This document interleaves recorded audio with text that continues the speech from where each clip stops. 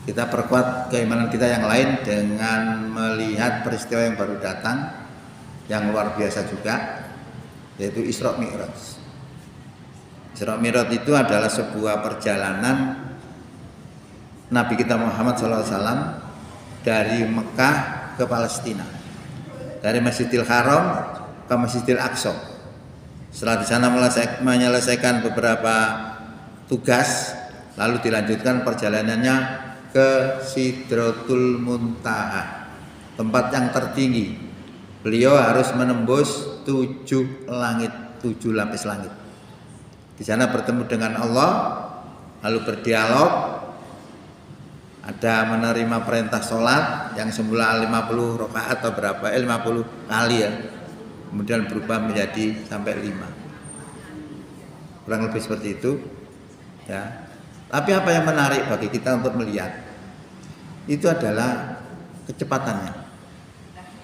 Kecepatannya yang dipakai Rasulullah itu dalam perjalanan itu cuma tidak sampai semalam. Apa yang menarik lagi itu? Panjenengan kalau tahu baru nanti melihat hebatnya Allah memperlakukan Rasulullah. Satu langit itu dalam ilmu diketahui harus ditempuh berjuta-juta tahun. Satu langit. Kalau 7 langit berarti berjuta-juta tahun kali 7. Berapa sekarang? Padahal Rasulullah hanya semalam. Lah, berjuta-juta tahun itu menempuhnya. Kalau dengan kecepatan sekarang di dunia itu, kecepatan yang paling tinggi sekarang itu kecepatan cahaya.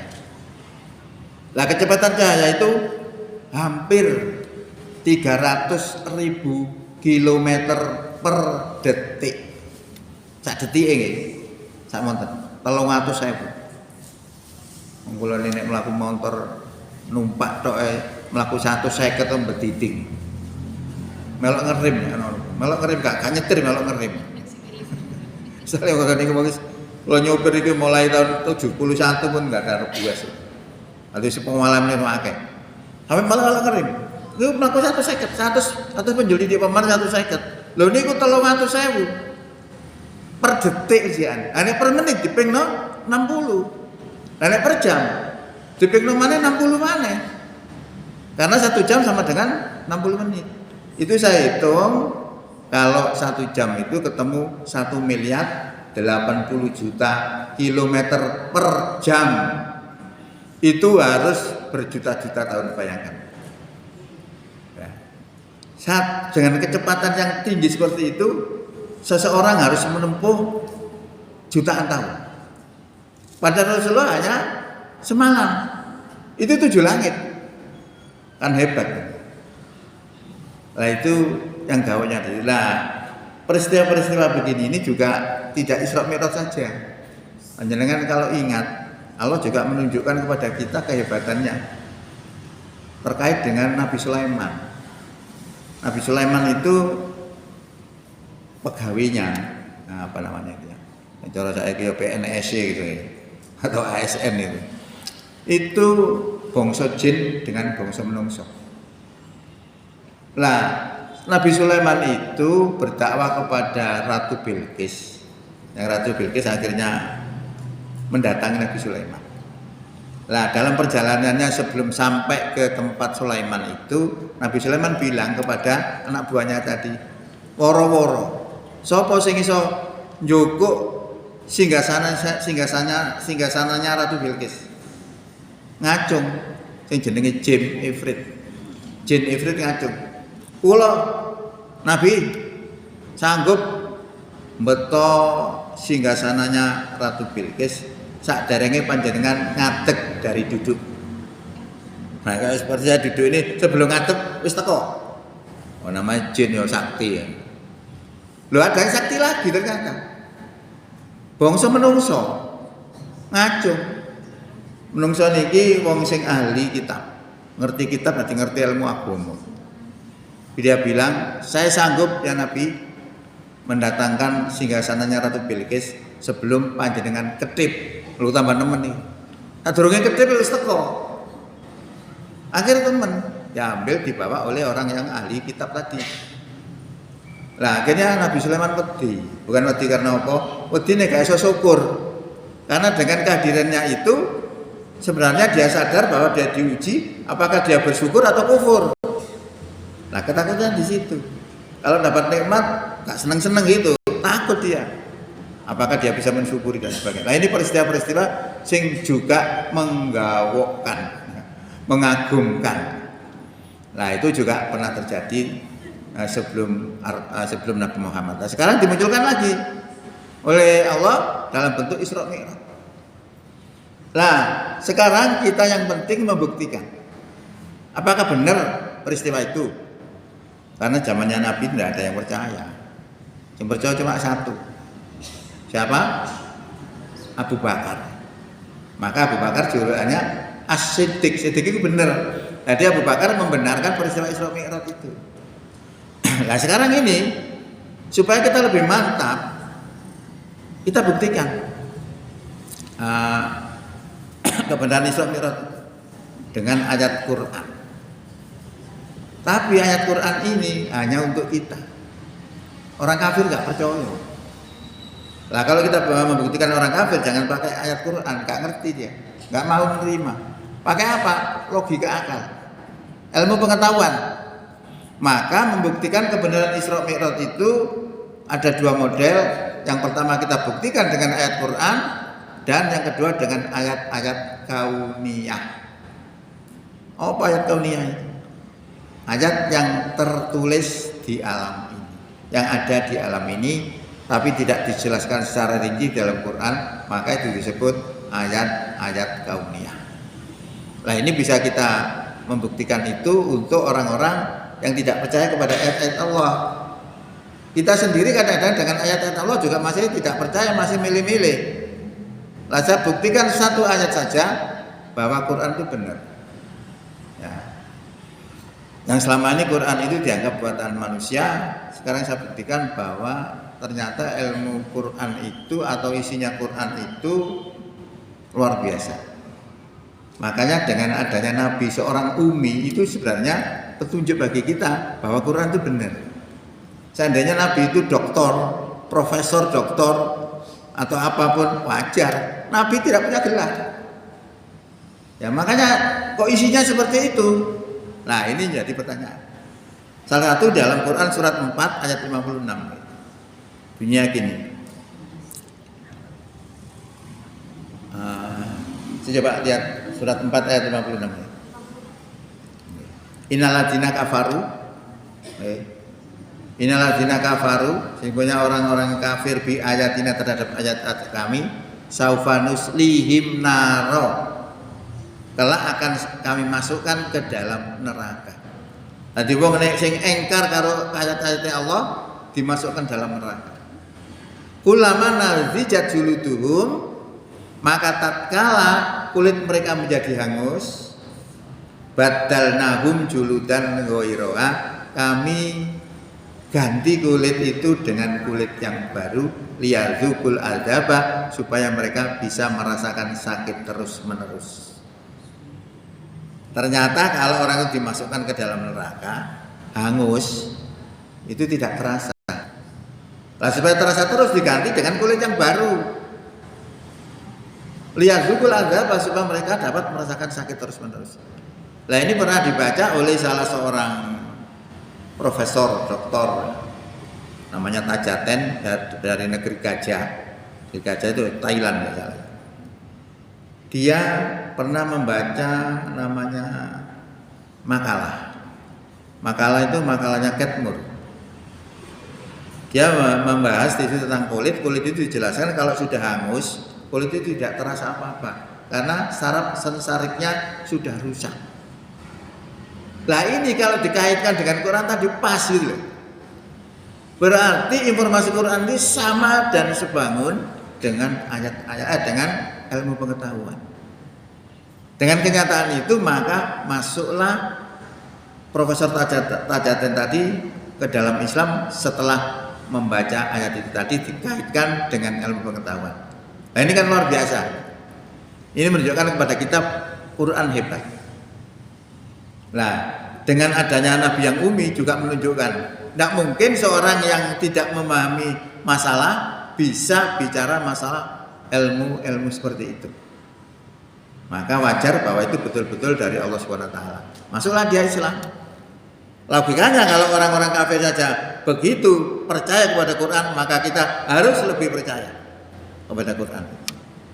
Nah, ini menunjukkan kepada kita bahwa Quran itu bisa dipercaya. Maka dalam ayat pertama, zalikal kitabu la raiba fihi, itu kitab Quran tidak ada keraguan di dalamnya, hudalil muttaqin, petunjuk bagi orang yang takwa.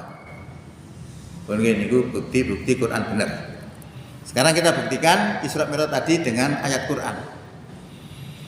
Panjenengan bisa lihat dalam Quran surat 17 ayat 1. Subhanalladzi asra bi'abdihi lailam minal masjidil harami ilal masjidil aqsal ladzi barakna haulahu linuriyahu min ayatina innahu huwas samiul basir. Subhana.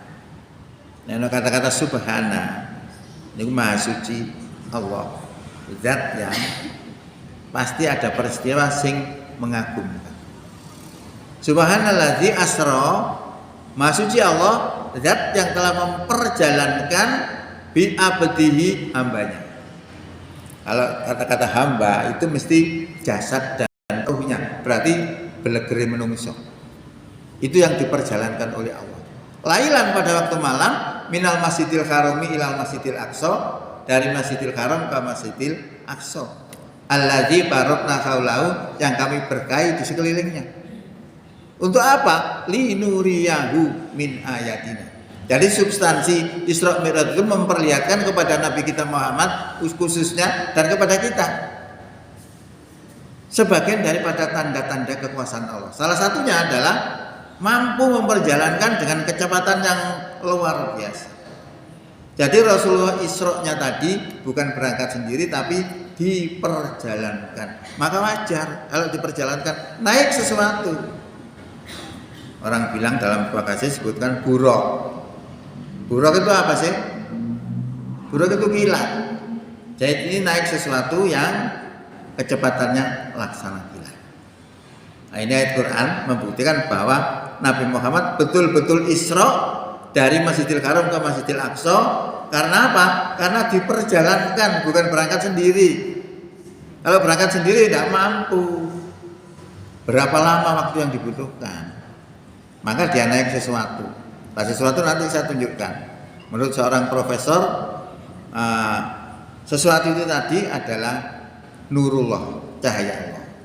Tapi kita pending dulu. Sekarang kita buktikan secara dengan ayat Quran bahwa Rasulullah betul-betul berada di Sidratul Muntaha. Itu panjangan bisa lihat dalam Quran surat 53 ayatnya saya lupa ya, sekitar 11 atau apa gitu, sekitar itu ya, sampai 18 lah. Salah satunya bunyi begini. Walaqad ra'ahu naslatan ukhra. Dan sungguh-sungguh Muhammad telah melihat Jibril dalam wujud yang aslinya pada waktu yang lain. Di mana? Inda Sidratil Muntaha, di Sidratul Muntaha. Ini ayat ini menjelaskan bahwa Muhammad berada di Sidratul Muntaha. Lah bagi kita umat Islam ya gampang untuk mempercayakan. Kalau Quran mengatakan seperti itu, kita wajib untuk percaya. Kalau nggak percaya, kufur. Ini berarti dengan ayat ini sudah membuktikan kepada kita bahwa Isra Mi'raj betul-betul dijelaskan oleh Allah dalam Quran, bukan ngarang. Tapi itu kan bagi kita. Orang-orang kafir tidak percaya. Nah, kita buktikan dengan ayat kauniyah. Ayat kauniyah itu kayak apa sih? Ya tadi itu saya sampaikan. Ayat-ayat yang ada di alam tapi tidak dijelaskan secara rinci dalam Al-Quran. Misalnya gas. Gas yang paling ringan kita masukkan ke dalam balon pelembungan ya. Kita taleni. Terus kita lepas. Naik ke atas atau ke bawah? atas. Terus naik ke atas. Mandek apa enggak? Enggak ya. Coba sendiri nek gak mandek iki. Balik mana gitu? Nggih. Itu mandek. Di mana berhentinya?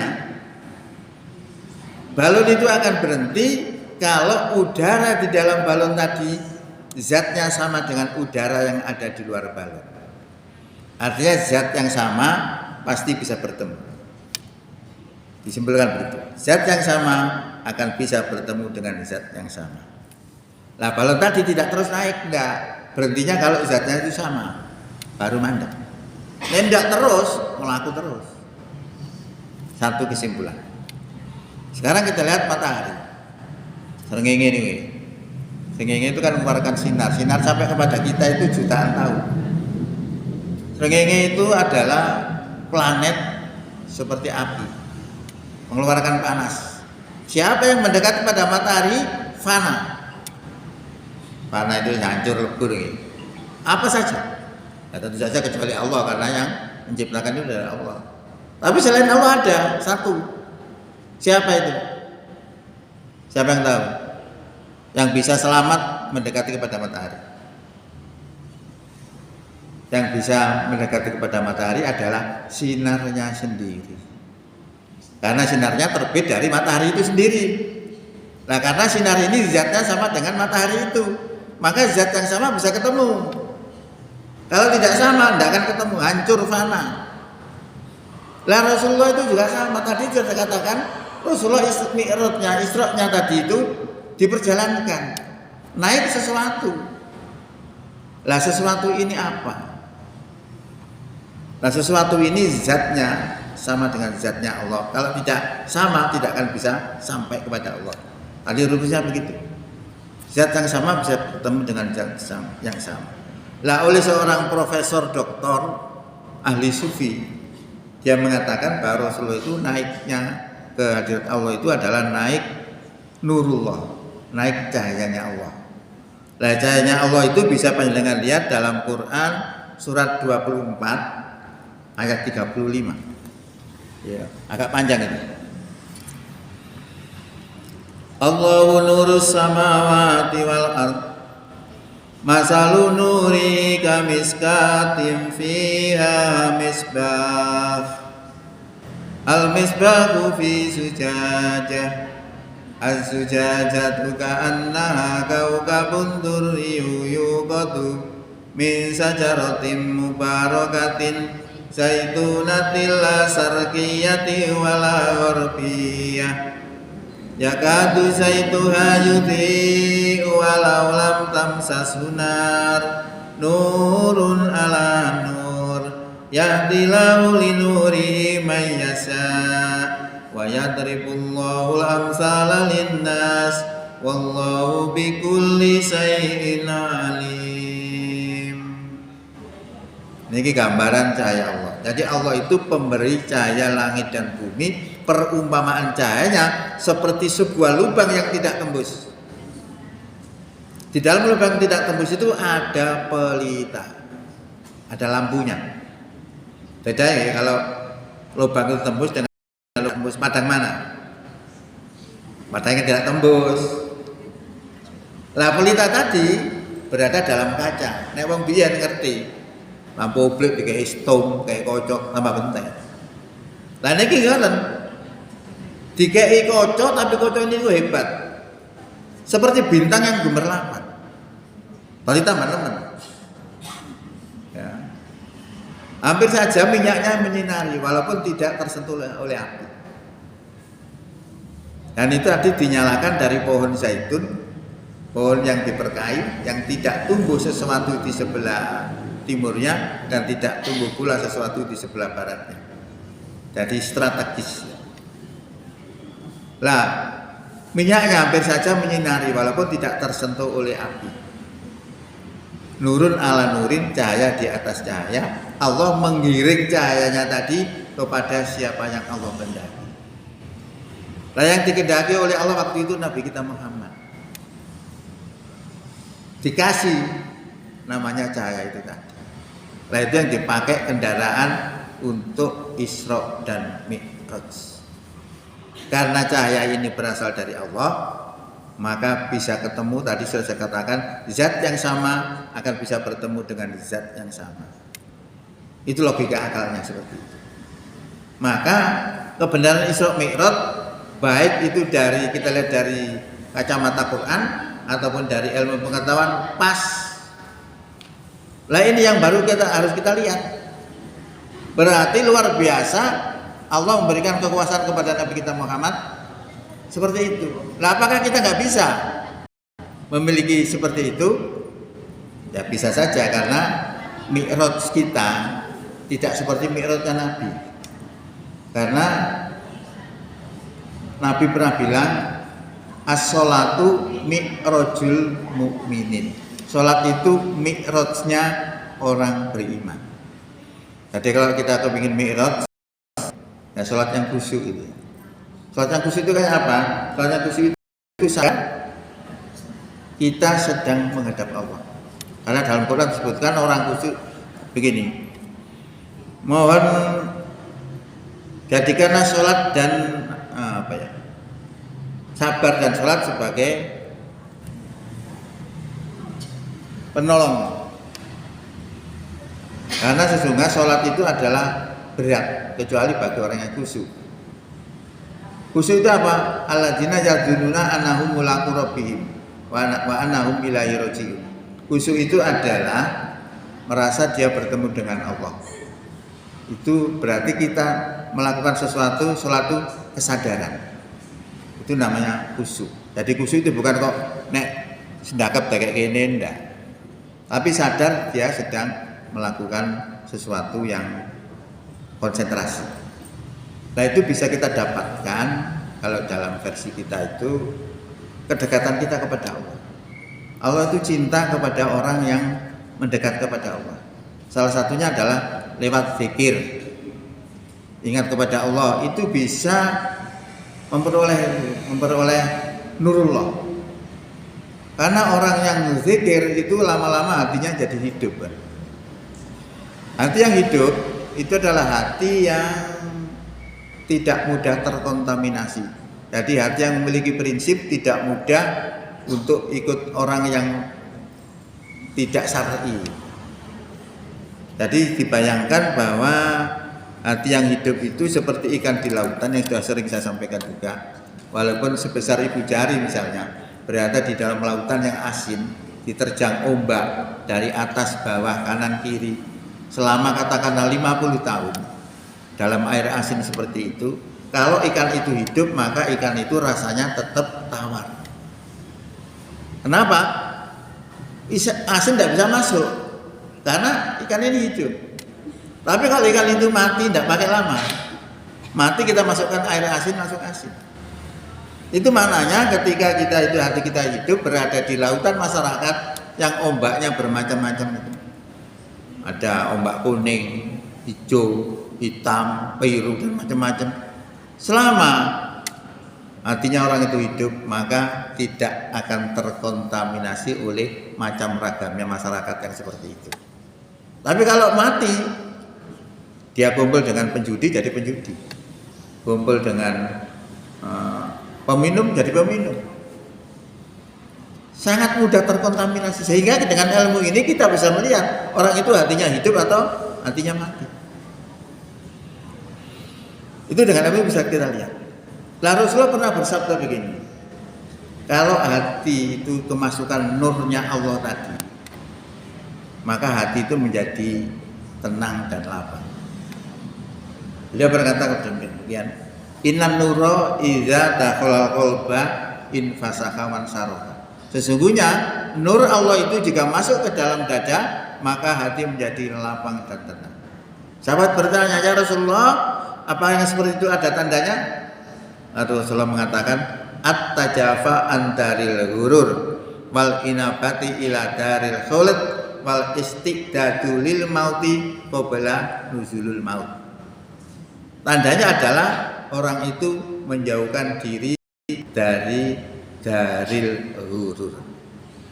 Daril ghurur itu apa? Dar itu negara, negeri, gurur itu goro. Wong Jawa ngarani goro. Berarti negeri yang menipu. Nah itu diterangkan oleh Allah dalam Quran, negeri yang menipu itu adalah dunia. Wa mal hayatud dunya ila mataul ghurur. Tidaklah kenikmatan hidup di dunia itu kecuali hanyalah negeri yang menipu. Kenikmatan yang menipu. Maksudnya apa? Kita tuh berada di negeri di dunia kok suruh menjauhkan ya tidak bisa. Maksudnya supaya kita tidak kedonyan. Kalau kita punya uang 1 miliar sehari, itu benar. Yang tidak boleh itu jangan diletakkan di hati. Kalau diletakkan di hati, ini dijoko itu loro, diinfakno loro. Tapi kalau di lemari enggak, itu maksudnya tidak kedonyan. Lalu nomor 2, orang itu menyadari dia akan kembali kepada negeri kelanggengan. Jadi di dunia ini hanya sementara, mampir ngombe, bercocok tanam. Bercocok tanam apa? Amal. Panennya kon es mati. Yang nomor 3, memiliki sifat mempersiapkan kematian sebelum orang itu kedatangan mati. Luar biasa. Kalau memiliki 3 item itu luar biasa, orang itu pasti baik. Itu tanda-tanda kalau orang itu nak kemasukan nur Allah. Jadi apa yang kami sampaikan dari depan sampai sekarang ini adalah mengajak kepada panjenengan semua di tahun baru ini, mari kita koreksi diri kita, amal-amalan kita. Yang paling penting adalah memperbaiki iman. Karena iman merupakan nanti persyaratan kita masuk surga. Apalagi sebentar lagi ini kita akan datang melaksanakan poso. Poso itu kalau panjenengan tidak persiapkan dengan iman, soro. Karena tuntutan poso itu berat. Menahan lapar, menahan dahaga, menahan hawa nafsu, menahan macam-macam. Kalau tidak didasari dengan iman, nangis, merasa tersiksa. Maka dengan iman ini penting untuk kita perjuangkan supaya kita menghadapi apapun selesai. Maka kalau orang itu iman diserai sembarang, beres. Ya, rata-rata kalau orang nggak iman mesti banyak masalah. Nah, maka dalam kajian ini mengingatkan kepada kita supaya kita dengan mempersiapkan dan iman ini jadi penting untuk kita perjuangkan. Apalagi ini di tahun baru, tadi sudah disampaikan bahwa Allah memperingatkan kepada kita supaya koreksi diri apa yang telah kita lakukan sebelum ini. Dengan demikian nanti diharapkan iman kita akan semakin ngejos gitu. Saya kira itu yang bisa saya sampaikan karena jamnya sudah jam 4:05. Mudah-mudahan manfaat. Bila taufik wal hidayah. Assalamualaikum warahmatullahi wabarakatuh.